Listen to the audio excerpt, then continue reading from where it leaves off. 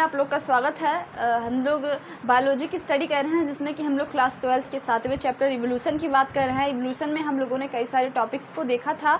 आज हम लोग इवोल्यूशन के एक नए टॉपिक की स्टडी करेंगे। तो वो टॉपिक हमारा कौन सा है? तो जू जियोग्राफिकल डिस्ट्रीब्यूशन ऑफ एनिमल आपका जो दूसरा टॉपिक है, उसके बारे में हम लोग स्टडी करेंगे, जिसमें हम लोग देखेंगे कि जो आपका जैसे आपकी जो अर्थ है वो कितने सारे पीरियड्स में डिवाइड है, कितने सारे टाइम में डिवाइड है। तो वो कौन सा था? आपका इरा था, इपॉच था और पीरियड था। तो हम लोग देखेंगे इरा जो होता है वो लार्जेस्ट होता है, फिर पीरियड, फिर आपका इपॉच। तो हम लोग देखेंगे इरा, जो आपका पहला इरा होता है वो आपका एजोइक इरा होता है।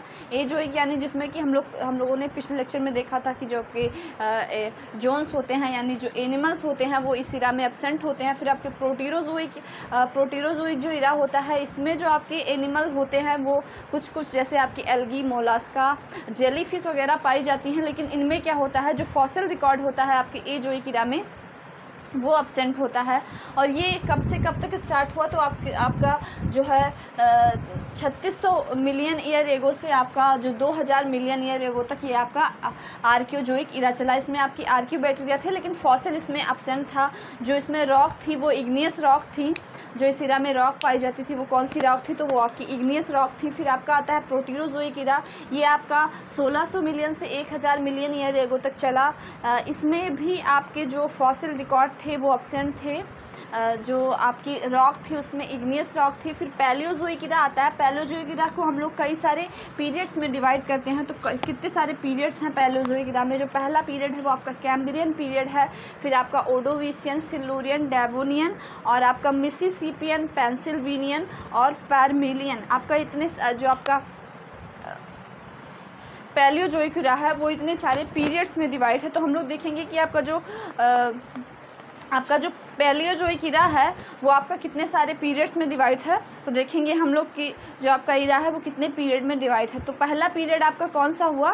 पहला पीरियड आपका सिल्यूरियन पीरियड हुआ। तो हम लोग देखेंगे कि सिल्यूरियन जो आपका कैम्ब्रियन पीरियड आपका पहला पीरियड हुआ वो आपका 600 से 100 मिलियन ईयर एगो तक चला। तो देखेंगे कि आपका जो कैम्ब्रियन पीरियड है वो उसमें क्या क्या बेनिफिट्स थे उसके बारे में हम लोग देखेंगे कि जो आपका कैम्ब्रियन पीरियड है उसमें क्या क्या बेनिफिट्स थे या कौन कौन से ऑर्गेनिज्म इस पीरियड में इवॉल्व हुए। तो देखेंगे हम लोग कैम्ब्रियन पीरियड। तो जो आपका कैम्ब्रियन पीरियड था वो कब से कब तक स्टार्ट हुआ? तो जो आपका कैम्ब्रियन पीरियड था वो आपका इसमें क्या इस पीरियड में क्या हो रहा था? तो आपके जो ग्लेशियर थे यानी जो ग्लेशियर थे तो इसमें मेल्टिंग ऑफ ग्लेशियर हो रहा था।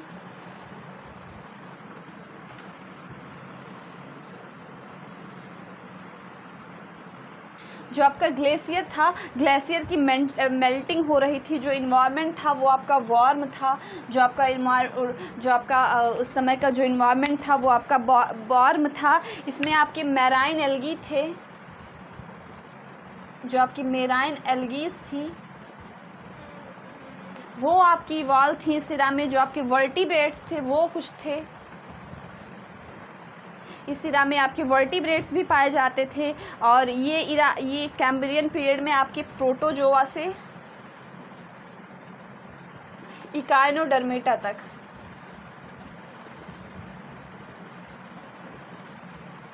जो आपका ये पीरियड है इसमें आपके प्रोटोजोआ से इकाइनोडर्मेटा तक इवोल्यूशन हो गया था। तो आपके जो प्रोटोजोआ है वो प्रोटोजोआ से इकाइनोडर्मेटा तक इस पीरियड में आपका इवोल्यूशन हो गया था। फिर आपका जो आपका दूसरा पीरियड आता है पैलियोजोइक इरा में वो आपका होता है ऑर्डोविशियन।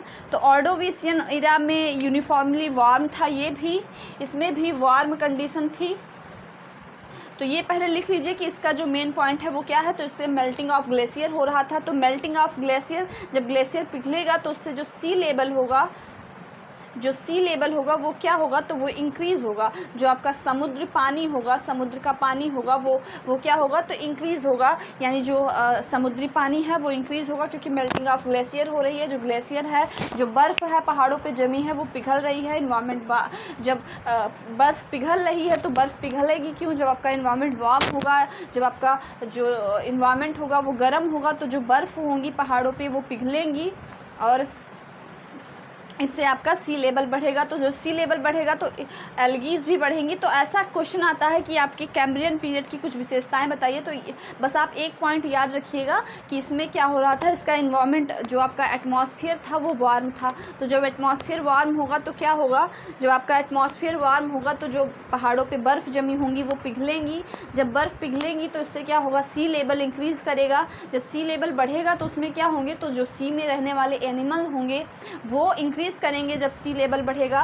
तो इससे जो प्रोटोजोआ से इकानोडर्मेटा तक के जितने एनिमल आते हैं वो सब कहाँ पाए जाते हैं, तो वो सब समुद्रों में पाए जाते हैं, उनका इंक्रीजमेंट हुआ। फिर आपकी जो एल्गीज हैं वो भी आपके समुद्रों में पाई जाती हैं, तो इससे उनका भी जो रेशियो था वो इंक्रीज़ हुआ। फिर आपका जो दूसरा पीरियड आता है वो आपका ऑर्डोविशियन पीरियड है। ऑर्डोविशियन पीरियड में भी मेल्टिंग ऑफ ग्लेशियर हो ही रहा था, इन्वायरमेंट इसमें भी वार्म था, सी लेवल इंक्रीज़ हो रहा था, जो इन्वायरमेंट था वो इसमें वार्म था। वॉल्केनिक एक्टिविटी इसमें हो रही थी, जो आपका ऑर्डोविशियन पीरियड है।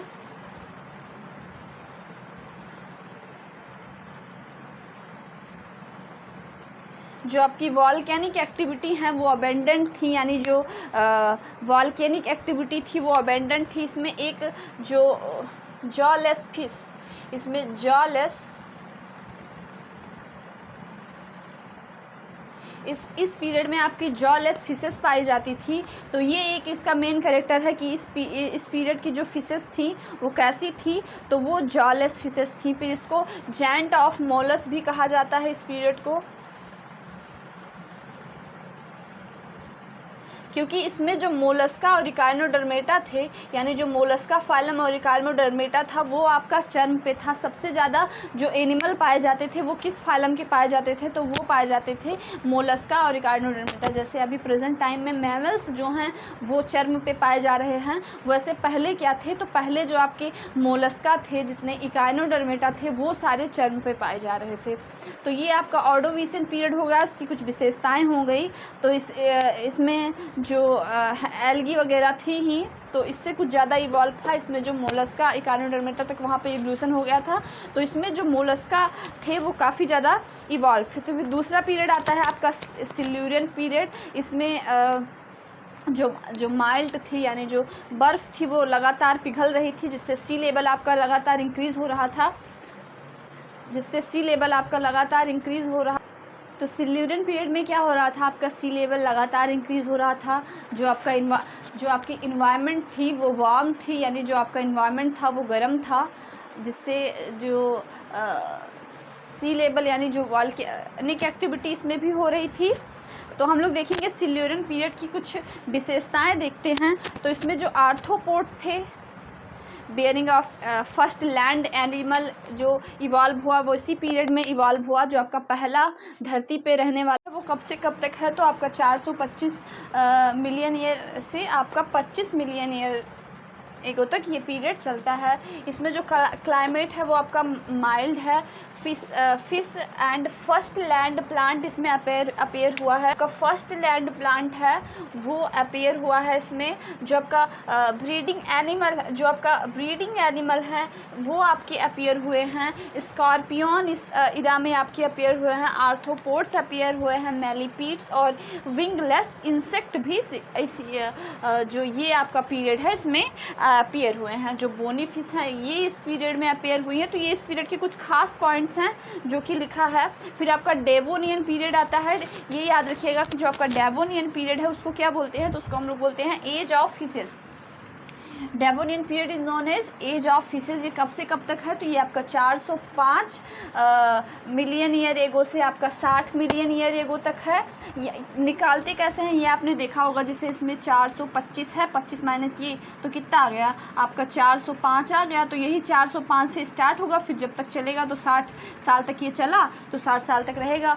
फिर ये इसमें क्या है, इसमें जो बोनी फिशेस हैं वो अपियर थी। लंग फिशेस अपियर थी। इसमें आपकी जो लोब्ड फिश हैं वो अपियर थी। जो रे फिशेस हैं वो अपियर थी। जो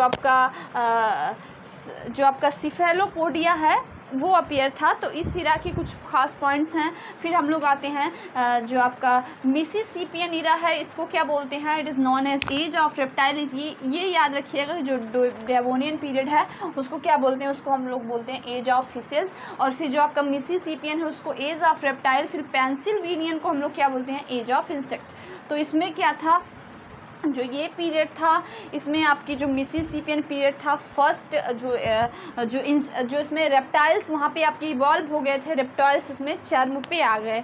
फिर जो आपका पेंसिल्वेनियन पीरियड था इसमें फर्स्ट फ्लाइंग इंसेक्ट इवॉल्व हुआ, तो इसीलिए इसको एज ऑफ इंसेक्ट बोलते हैं, क्योंकि इंसेक्ट उसमें इवॉल्व थे आपके जो आपका सिल्लूरियन ये इसमें जो आपका मिसिसिपियन पीरियड था। लेकिन जो आपका पेंसिल्वेनियन पीरियड में जो फ्लाइंग इंसेक्ट थे वो इवॉल्व हुए, और फ्लाइंग इंसेक्ट इवॉल्व हुए। आपके पहले फ्लाइंगलेस इंसेक्ट थे, लेकिन अब फ्लाइंग इंसेक्ट इवॉल्व हुए। तो इसमें जो इवोल्यूशन हुआ वो आपकी आर्थ्रोपोडा फाइलम का हुआ।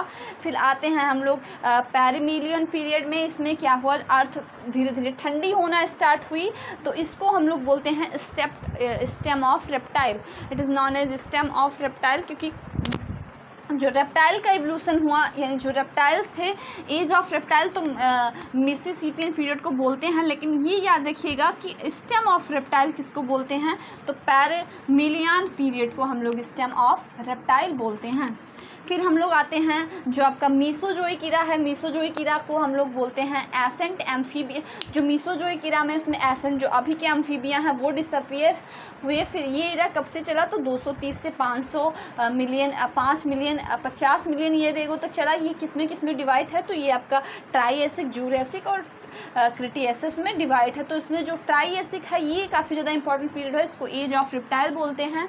इसको हम लोग एज ऑफ रेप्टाइल बोलते हैं क्योंकि जो इसमें इवोल्यूशन हुआ वो रेप्टाइल का हुआ। तो ट्राइएसिक पीरियड में जो आपके डायनासोर, जो कि लार्जेस्ट रेप्टाइल थे तब के, तो डायनासोर क्योंकि स्टार्टिंग टाइम था तो डायनासोर का साइज़ जो था वो वेरी स्मॉल था, डायनासोर बहुत छोटे थे, यानी डायनासोर अपीयर हुए। जैसे लेजर्ड होती हैं आज की, जो छिपकलियाँ होती हैं, उस आकार की कुछ आपके डायनासोर थे। फिर जूरासिक पीरियड, जूरासिक में क्या हुआ, ये आपका चला 180 से 45 मिलियन ईयर एगो तक, एज ऑफ, इसको साइकेडेल्स बोलते हैं, यानी जो साइकस पाइनस जैसे आपने देखा होगा, तो ये जो हैं आपके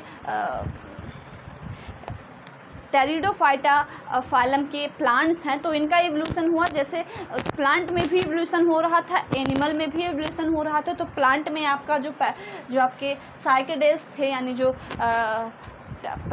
टेरिडोफाइटा फाइलम के एनिमल प्लांट थे वो इवॉल्व हो रहे थे, उधर आपके रेप्टाइल इवॉल्व हो रहे थे उसमें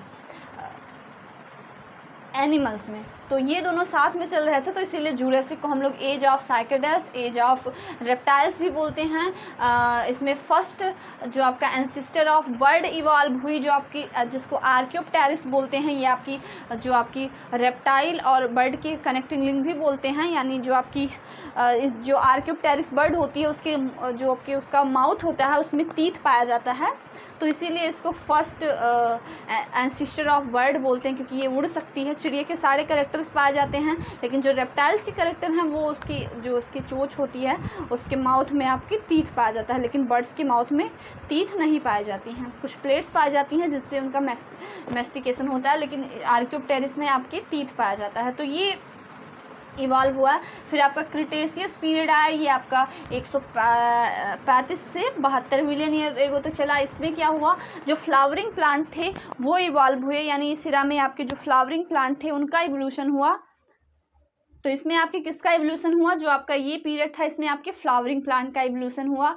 तो जो फर्स्ट फ्लावरिंग प्लांट था वो आपके किस में इवॉल्व हुआ, तो आपका जो क्रिटेशियस पीरियड था इसमें आपका फ्लावरिंग प्लांट।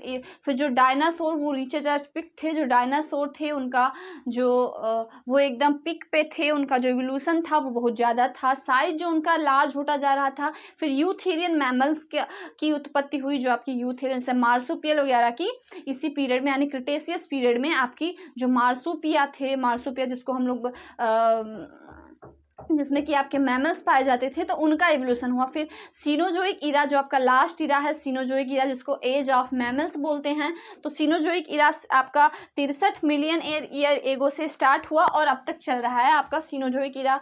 तो हम लोग देखेंगे सीनोजोइक इरा जो अब तक चल रहा है, तो ये इसमें कई सारे पीरियड्स हैं, कई सारी इपॉच में डिवाइड है। जो ट्रायसिक पीरियड है वो आपके 5 इपॉच में डिवाइड है। तो ये जो रिसेंट इपॉच है, यानी जो रिसेंट का पीरियड चल रहा है, वो इसी इरा यानी सीनोजोइक इरा के अंतर्गत आता है। तो ये आज आपका जियोग्राफिकल डिस्ट्रीब्यूशन ऑफ एनिमल्स है, ये आपका आज समाप्त हो गया। तो इसी के साथ में ये टॉपिक आपका ख़त्म होता है। इस चैप्टर में नेक्स्ट टॉपिक हम लोग कल देखेंगे। तो आज के लिए इतना ही, धन्यवाद।